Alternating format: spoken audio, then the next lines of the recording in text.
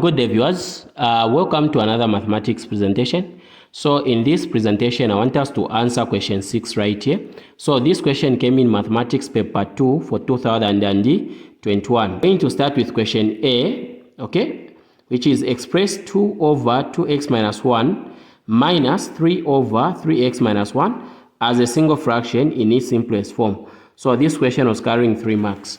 So how can we answer this question? So to answer our question A, so we are answering question 6A, which is 2 divided by 2x minus 1 minus 3 divided by 3x minus 1. So we need to make this as a single fraction. So how do we make it as a single fraction? Look at your denominators. So we have 2x minus 1. We also have 3x minus 1. So if you have these expressions as your denominators, you pick them both. So you write 2x minus 1 in brackets, again 3x minus 1 in brackets. Then you need to draw a line. So these two will be our common denominators. Okay. Then from here, what you do, you get these two.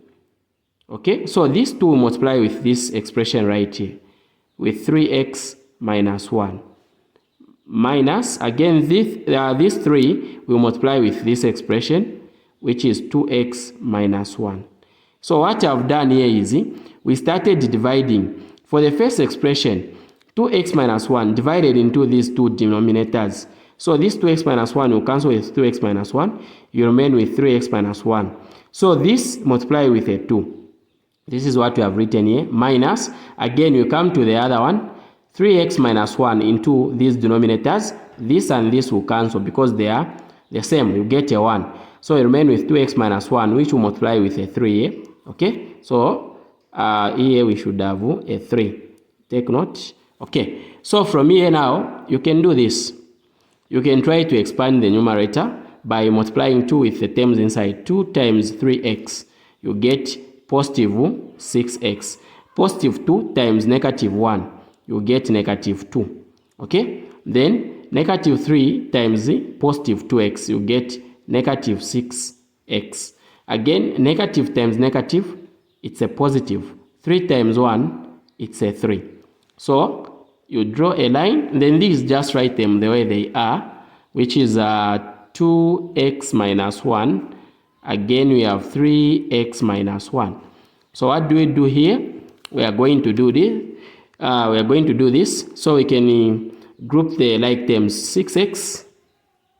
The right term is minus 6x. Then we say plus. You can start with a positive 1 minus 2. So here, whether you start with a minus 2 and then plus 3, the answer will be the same. But I've started with a positive 1. Okay. Then we divide by, so our common denominators, we just have to be writing them down. Okay. We just have to write them down like this. Then we can simplify here. So 6x minus 6x, it's a 0. Okay. We'll get a 0. Then positive 3 minus 2, you get a positive 1. Because 3 minus 2, it's a 1. Over, so we divide by 2x minus 1, then 3x minus 1. Now our final answer, because 0 plus 1, it's a 1, over 2x minus 1, then 3x minus 1. Okay, so this is our answer. We have expressed our fraction as a single one in its simplest form. So I have answered our question 6A. Let us now look at our question 6B.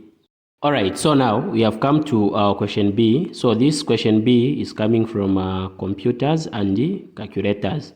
So the question reads, the program below is given in form of a pseudocode. So this is a pseudocode right here, where we have the program. So it's stopping right here. So the question reads, draw a corresponding flowchart for this pseudocode. So this program they have written here, you can see there is a start, enter length. If length is less than 0, then display error message, length must be positive, or else enter height. If height is less than 0, then display error message, height must be positive, else volume is equal to 1/3 times length raised to the power of 3 times height, and if display volume, then stop of the program. So we need to come up with a flowchart. So we know that when we are displaying a program in a flowchart, we must know of these shapes. So we have our first shape right here, or the oval shape. So this one presents start or stop, or if you don't, you can use begin or end. So this one shows the start of the program. So then we also have a parallelogram like this right here. We have a parallelogram, okay? So this parallelogram now, okay? In this parallelogram, this is where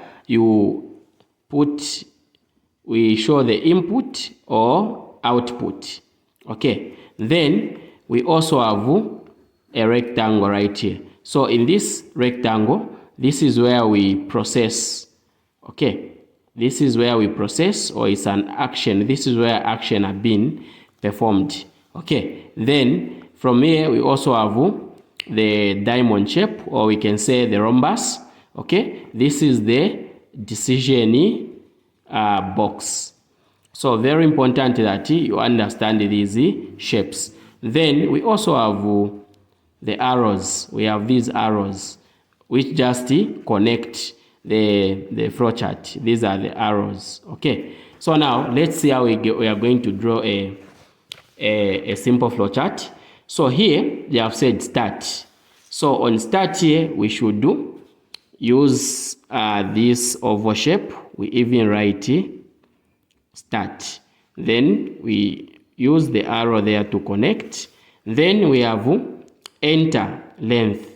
So remember I said that we have the parallelogram where we do the inputs. So this enter length is an input. So we are going to come up with our parallelogram like this. So don't mind the way I'm drawing them. So here we'll say enter L, okay? Then from here again, we need to connect with the arrow. What's next here? They have said if length is less than 0, then. So here we need to make a what? A decision. So we are going to come up with a decision box. So our decision box, we said we use our diamond shape.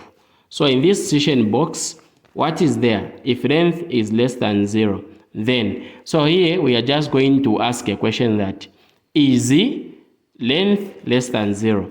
So we just say is length less than 0? Even put a question mark here. Okay, so in this decision box, we need to make the yes and no decision. So they have given us everything here. We just write here, you say yes. Okay, just write yes.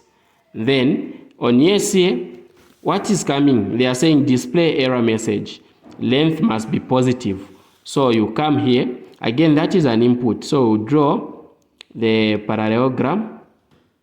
As you have seen, this is the one that you come up with, like this. So you just write this. Display error message. Length must be positive. That is what you are going to write. Or you just write error. You just say error. Okay, it's fine. Error. Then in brackets, we say length must be positive. Length must be positive. We even close. Okay, I'm sure here it's simple. You are following through. Then after this, remember there is yes here. We need to put an arrow again where we should indicate the no, like this. Then let's see what's following here. They are saying else enter height. So again, we need to enter height. So this height will also be considered as an input. Okay. So here we are going to come up with the parallelogram again, as you can see, like this. Then we are going to say enter height. So you write enter h, which is height.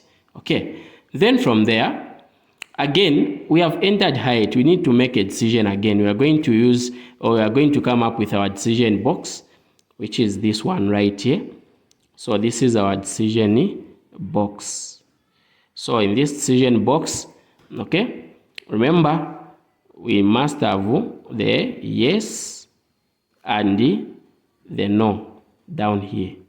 So they have told us that we should do else enter height if height is less than 0. So we are going to ask a question, is height less than 0? That's what we are going to put in our decision box here. We say, is h less than 0? We even put a question mark here. Okay, so after that now, you come to yes here. There is a message which is there. Okay, here they have said display error message, height must be positive. That's what we are going to write here. We come up with a parallelogram again here. Do not forget. So you say error message, comma. So they are saying height, which is height must be positive.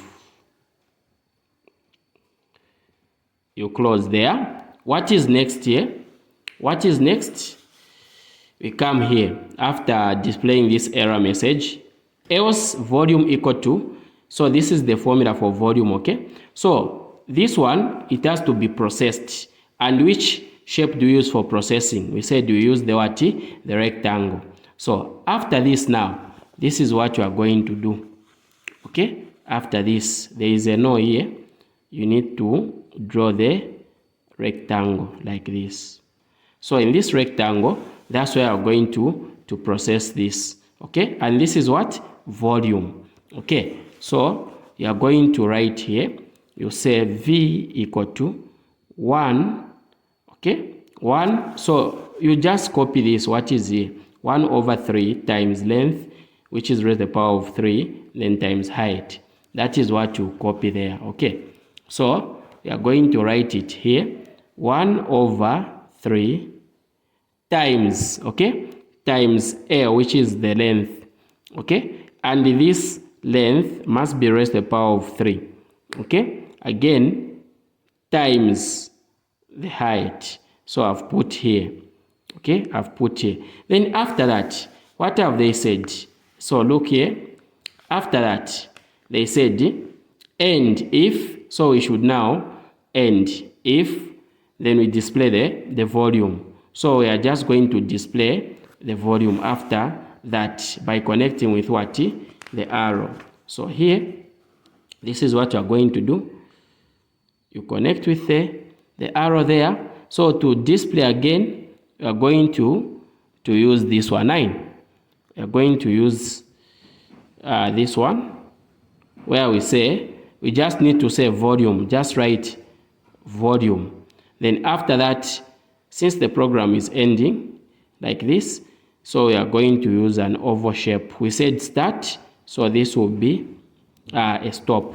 So this is our answer. As you can see, this is the flowchart that you are going to come up with. So I hope I've helped, okay, in answering this question. So thank you so much, everybody. We've come to the end of our short presentation. This has been your presenter, Mr. Mlenga. Bye-bye.